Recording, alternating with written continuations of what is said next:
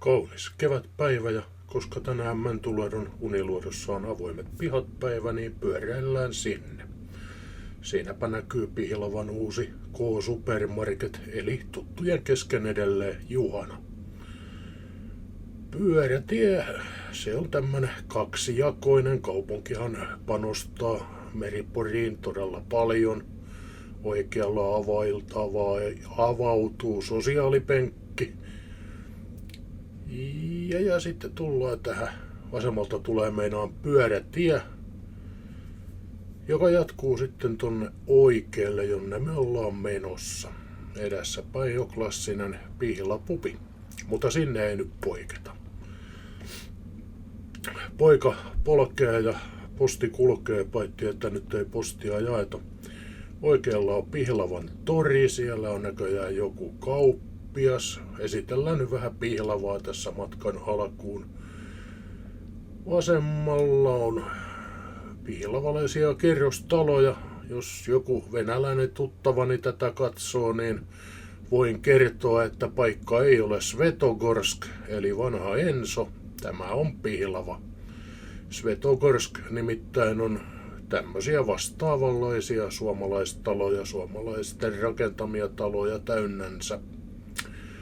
Tossa nyt lähimmässä talossa on joskus tullut asuttuakin. Ihan mukava tämmönen elementtikerrostalo. Ja turhaan mä tätä polkua arvostelin, katsokaa siitä alkaa ihan uusi asfaltti. Mukava on polkea, kun tie on kunnossa. Ja nyt ollaan Kaanaan teollisuusalueella ja hurautetaan tosta Rautatie ja Pikatien alta. Kattokaas, kun joskus maailmassa miettii Taimaan reissulla, että kyllä on hienoa, kun on paljon kukkia, mutta kyllä niitä on Suomessa vielä enemmän. Kaunista reittiä, mukava polkea. Täällä on oikein nuoletkin, että tietää kumpaa puolta ajaa. Nyt ollaan noustu ylös, ollaan Kaanaan maalla, tiedätte ne isot häät, kun täällä vietettiin. Oliko sama juttu, mistä tuli parista leivästä ja turskasta vähän isommallekin ryhmällä foodia, niin kuin sanotaan ulkomaankielellä. Ja tossa vasemmalla aukee kohtapuoleensa niin sanottu mutteri, eli torni.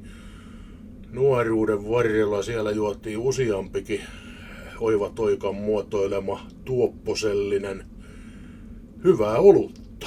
Joo, työt näyttää olevan. No nyt alkaa tämä vesitorni hahmottua tuolta. Se on joku 64 metriä tai niillä kieppeillä korkea ja tuolla yläkerroksessa tosiaan on kahvila.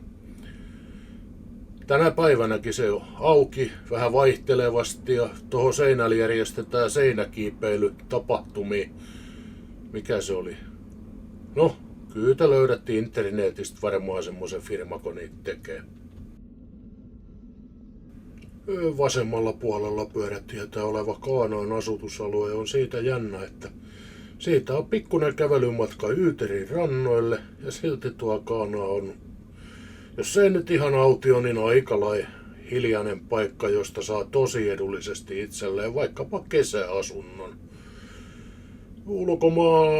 Ulkopaikkakuntalaiset käykääs kurkkaamassa, millaista asuntotarjontaa Kaanaassa on sekä vuokralla että omistamiseen. Palveluita siellä ei kovin paljon tosin ole. Viimeinen kauppakin meni kiinni, kun ei kylmälaitteet ollut riittävän korkeaa tasoa.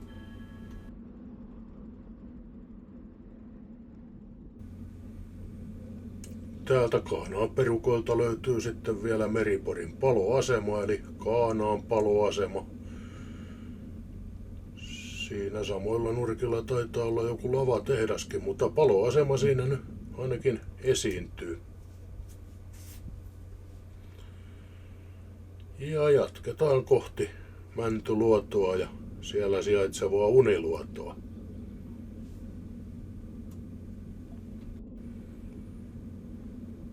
Uniluotohan sijaitsee Mäntyluodon vieressä.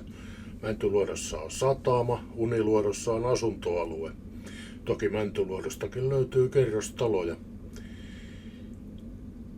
Pistetään tuohon kuva sijainnista vielä. Tästä ihan vierestä löytyy sitten, jos golfia harrastaa, niin siinä on golfkenttä. Jos tykkää pitkäsarvisista, niin siinä on alue, jossa laidunnetaan ylämaan karjaa. Siinä nyt näkyy oikealla. Niin juu, tänne pääsee Helsingistä, kun ajaa aivan suoraan, koko ajan suoraan. Niin tie päättyy sitten Mäntyluodon Kalloon. Tien varteen syntyy tämmösiä vesialueita, vesijättömaita aikanaan, kun rakenneltiin. Tämähän on muuttunut 40-luvusta tähän päivään todella paljon, kuten näistä karttakuvista pääsee näkemään. Mäntyluotoa on rakennettu, satama on laajentunut ja kaikin puolin muutakin maa-ainesta tänne on tuotu. Satama on Porille tärkeä asia, vaikka tällä hetkellä vähän turhan hiljainen. Kapasiteettia riittää ja satamassa on nyt uusi toimija Olmar, joka toivottavasti nostaa sen taas suureksi toimijaksi.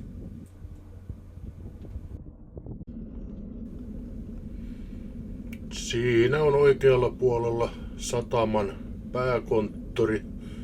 Miksi nyt sanotaan, komea uusi rakennus.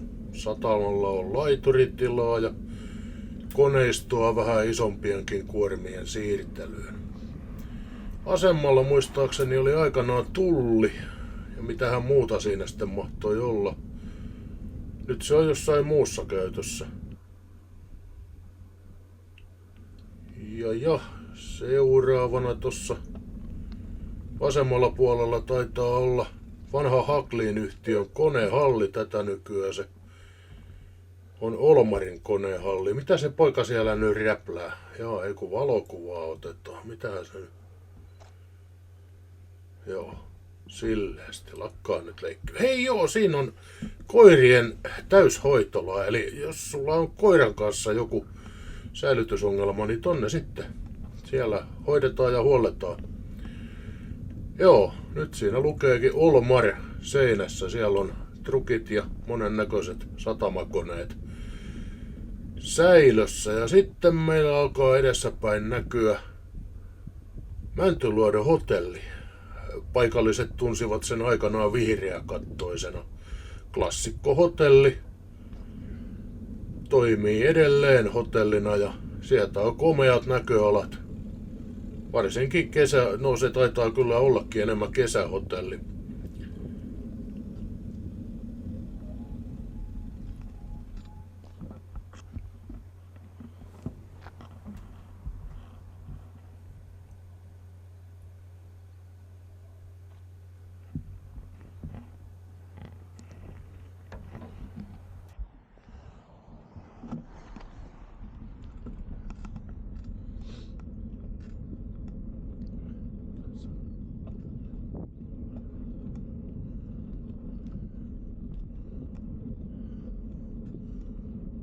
Joskus pääsin istumaan lentokoneessa ja otin sitten Uniluodostakin valokuvan.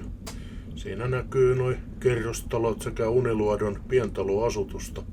Paikka on todella kaunis. Ja nyt tuossa vasemmalla muuten on Koiraranta. Melkoinen harvinaisuus varmaan sekin Suomenmaalla. Sinne saa viedä hauvelin uimaan ihan luvan kanssa. Sitten on vähän yksityisasutusta.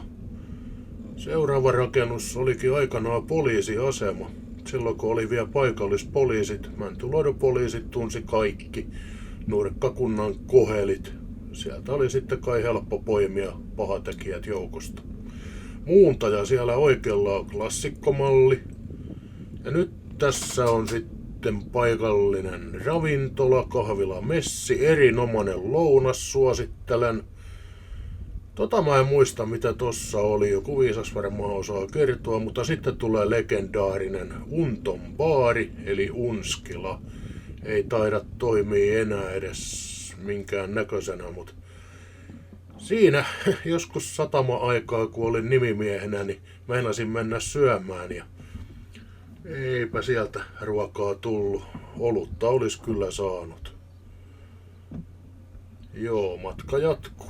Matka jatkuu. Ihan uutta asfalttia täälläkin. Kyllä kelpaa polkea. Edessäpäin näkyy paikallinen toinen ravitsemusliike Aallon murtaja. Siinä oli aikanaan myös kauppa, mutta eipä kauppaa enää. Aallon murtaja on ihan hieno paikka. Siellä järjestetään erilaisia bändi-iltoja tai musiikkitapahtumia. Varsin suosittu paikallisten keskuudessa ja miksei muidenkin. Ja nyt alkaa näkyä sitten kirpputorimeininkiä ja edessä on Mäntyluodon koulu. Sen vasemmalla puolella näkyy pikkasen merikapteeni Heinen taloa. Heinellähän on kaupungissakin talo, joka toimii seurakuntien rakennuksena nykyisin. Pahuksen hienoja paikkoja kaikki. Ja nyt en selosta enempää. Katsellaan nämä kadut läpi vaikka musiikin kanssa ja mennään sitten niinku yksityiskohtiin. Mä en osaa näistä paljon kertoa, mutta Söholmin Esa ainakin osaa kertoa.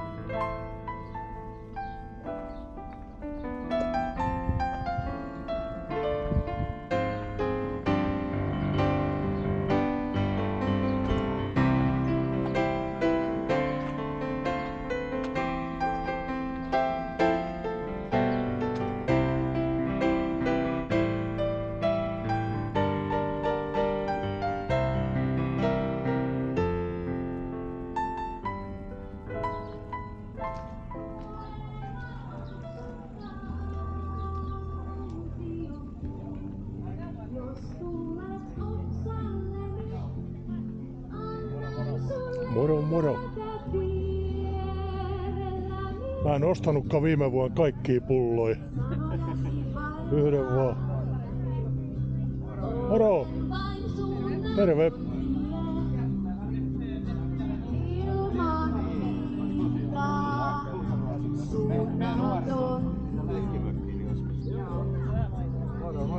Moro, moro. Sulla on portti auki, huomaa. Täällä on tämmönen. Ja silloin kun Mäntyluodon satama on tehty, niin tässä on juliste 4 kielellä.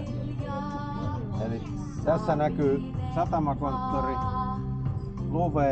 Ryssätorni ja Luveen ja vanha kivilaituri. Ja tuolla on Kalloluoto.